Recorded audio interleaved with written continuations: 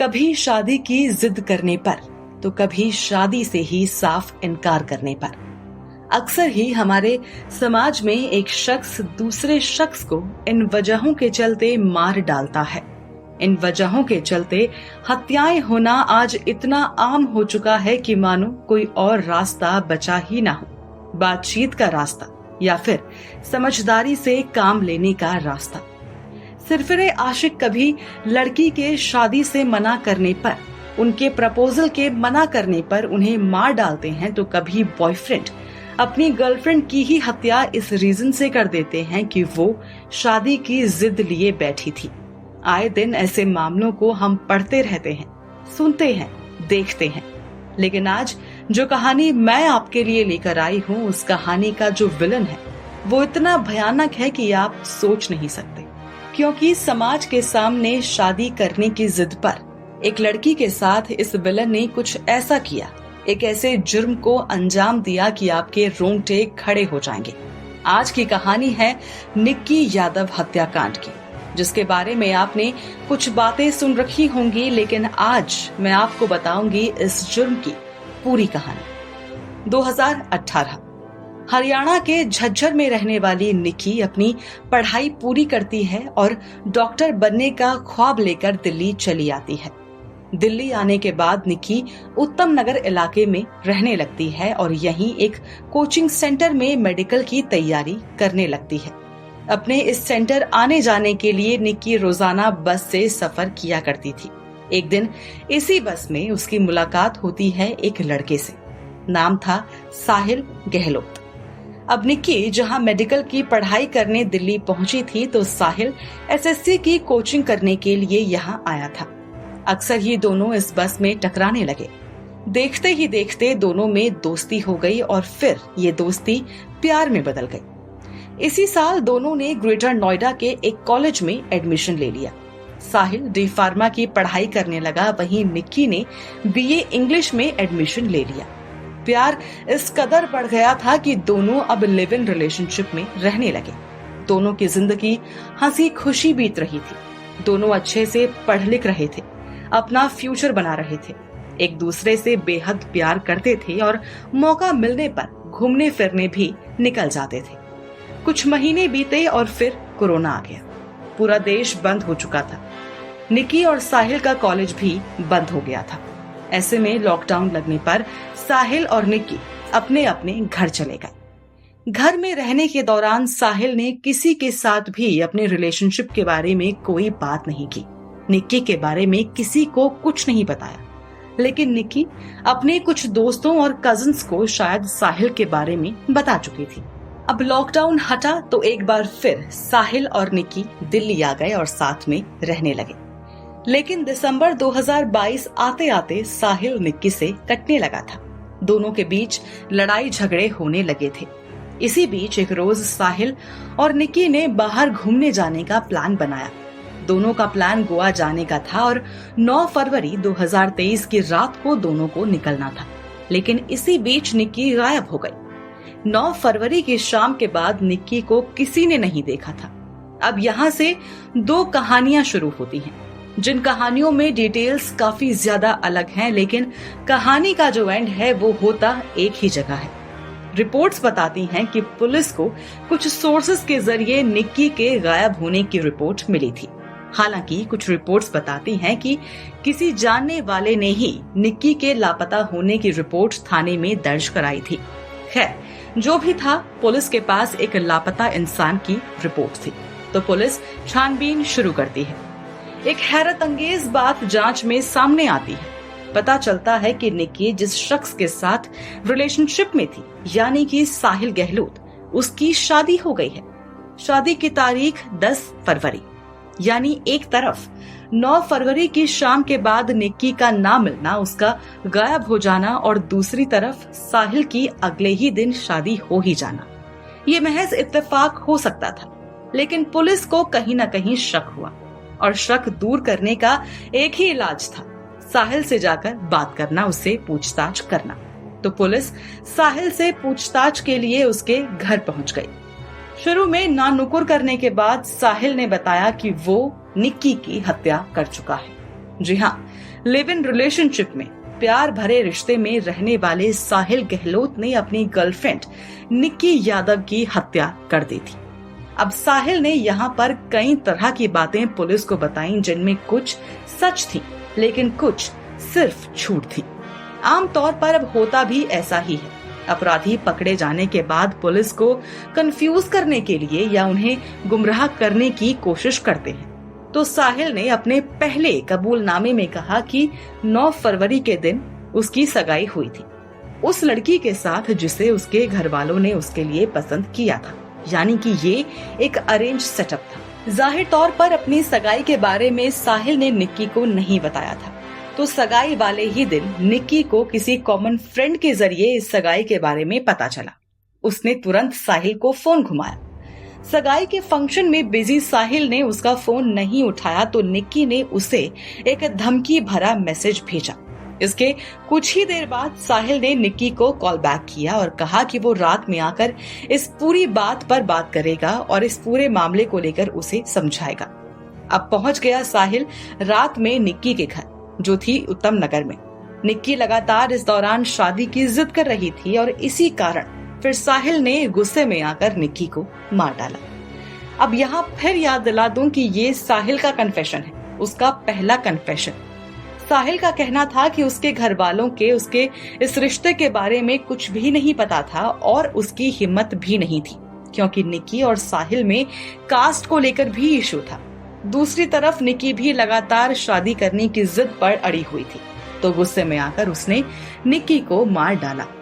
अब साहिल ने जो बताया वो विश्वास करने लायक लग रहा था। पुलिस ने पूछा कि उसने निक्की को कहाँ मारा, तो उसने कहा गाड़ी के अंदर मारा और फिर लाश को एक फैमिली ढाबे के फ्रिज के अंदर छिपा दिया। पुलिस ने निक्की की लाश बरामद की और निक्की के घर वालों को भी इस बात की सूचना दी गई। निक्की के घर वालों को साहिल सिर्फ नाम से पता था, यानी कि उन्हें पता था कि इस नाम का कोई दोस्त उनकी बेटी का है, लेकिन वो एक रिलेशनशिप में है, वो ये नहीं जानते थे। और उन्हें भी एक दिन पहले ही निक्की के ना मिलने की बात पता चली थी। साहिल से बात करने पर उसने निक्की के घर वालों को बताया था कि वो दोस्तों के साथ ट्रिप पर गई है और लौटेगी तो वो बात करवा देगा। तो ये कहानी जब उनके सामने आई तो वो टूट गए। अब मीडिया में पहली बार इस खबर को रिपोर्ट किया जाता है। लिखा जाता है कि एक बॉयफ्रेंड ने शादी की जिद कर रही गर्लफ्रेंड को मार डाला। साहिल का बयान पुलिस के पास था, लेकिन अभी भी कई चीजें साहिल के बयान से मैच नहीं हो रही थी, चाहे वो उसकी फोन की लोकेशंस रही हो या फिर सीसीटीवी कैमरों में मिलने वाले फुटेज। तो कुछ दिन बाद पुलिस ने साहिल से एक बार फिर पूछताछ की और इस बार पूछताछ के साथ साथ वो सारे सबूत रखे जो पुलिस को इन्वेस्टिगेशन के दौरान मिलते चले गए थे। साहिल के पास सच बोलने के अलावा कोई चारा ही नहीं था, तो साहिल ने अब सच बोलना शुरू किया और पूरी कहानी शुरू से बताई। साहिल ने बताया कि कैसे पहली बार निक्की और उसकी मुलाकात हुई थी, फिर दोस्ती हुई और प्यार हुआ। इसके बाद दोनों लिव इन में रहने लगे और बाकी भी सब कुछ। साहिल ने ये एक और चीज बताई कि निक्की और वो शुरू से जानते थे कि उन दोनों की शादी में अड़चन आएगी ही आएगी, क्योंकि कास्ट का चक्कर था। फिर साहिल के पापा इन सब को लेकर काफी ज्यादा सख्त थे, इसलिए अक्टूबर 2020 में साहिल और निक्की ने आर्य समाज मंदिर में जाकर शादी कर ली और इस शादी में उनके कुछ दोस्त भी शामिल हुए थे। प्लान ये था कि कुछ टाइम बाद घर वालों को जब मनाने की बारी आएगी तो साहिल और निक्की ये कह देंगे कि वो पहले ही शादीशुदा हैं। ऐसे में परिवार वालों के पास उनको अपनाने के अलावा और कोई तरीका नहीं बचेगा। साहिल ने मंदिर का एड्रेस दिया और तारीख बताई। पुलिस पहुंची तो सब कुछ क्रॉस चेक हुआ और सब कुछ वेरीफाई भी हो गया। अब यहाँ से मामला पूरी तरह से पलट चुका था, क्योंकि जिस लड़की को अब तक साहिल की लिव इन गर्लफ्रेंड माना जा रहा था वो लड़की तो उसकी पत्नी थी। साहिल ने कहा कि उसने इस बारे में घर में बताया तो उसके पिता ने साफ कह दिया कि वो इस तरह की शादी को मानते ही नहीं हैं और उन्होंने साहिल को निक्की को छोड़ने के लिए भी फोर्स करना शुरू कर दिया था। हालांकि साहिल ऐसा नहीं करना चाहता था। साहिल ने ये सब कुछ जाकर निक्की से भी शेयर किया था और इसे लेकर निक्की अक्सर परेशान रहा करती थी, क्योंकि वो भी साहिल को नहीं छोड़ना चाहती थी। अब जैसे ही निक्की के बारे में साहिल के घर वालों को पता चला तो उन्होंने जबरदस्ती उसकी शादी कहीं तय कर दी।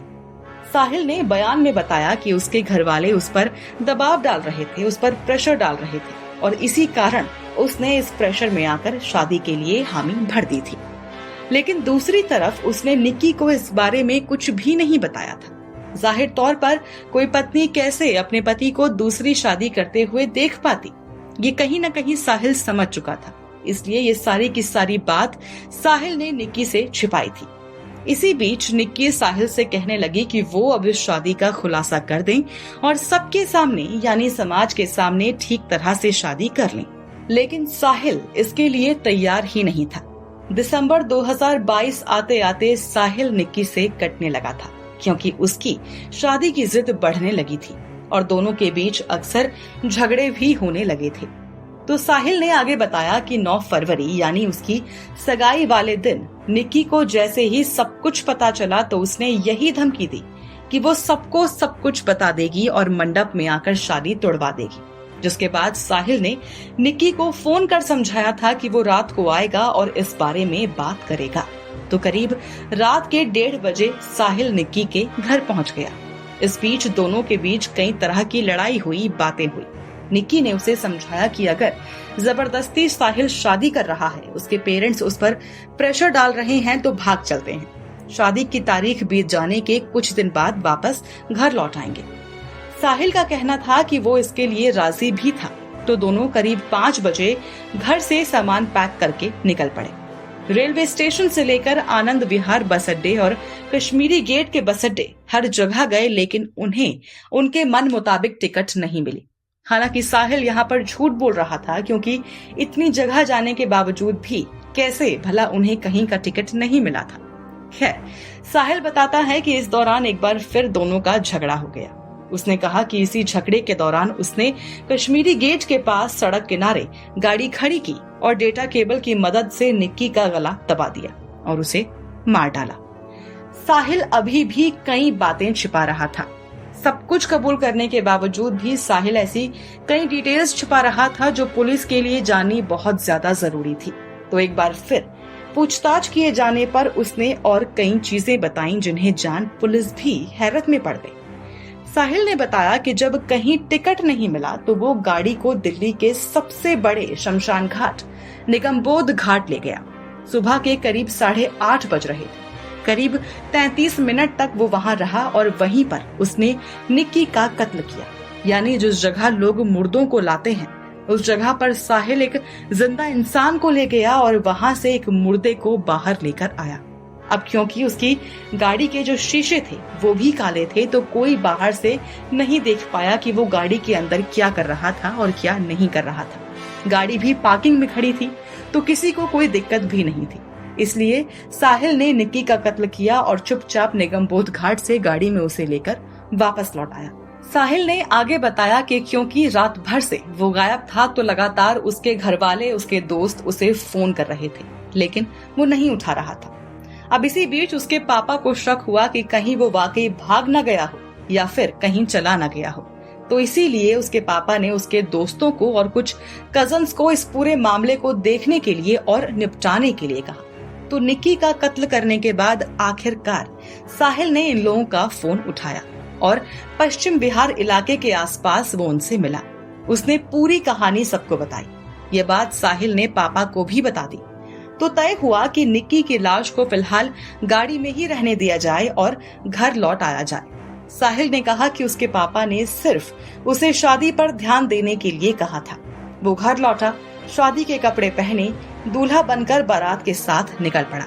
रात भर सारी की सारी रस्में उसने निभाई, सारे रिवाज उसने किए और रात करीब 1-1:30 बजे दुल्हन के साथ बारात वापस लौट आई। साहिल ने अब सबके सोने का इंतजार किया और फिर वो ढाबे पर पहुंच गया। उसने लाश निकाल कर फ्रिज में रख दी।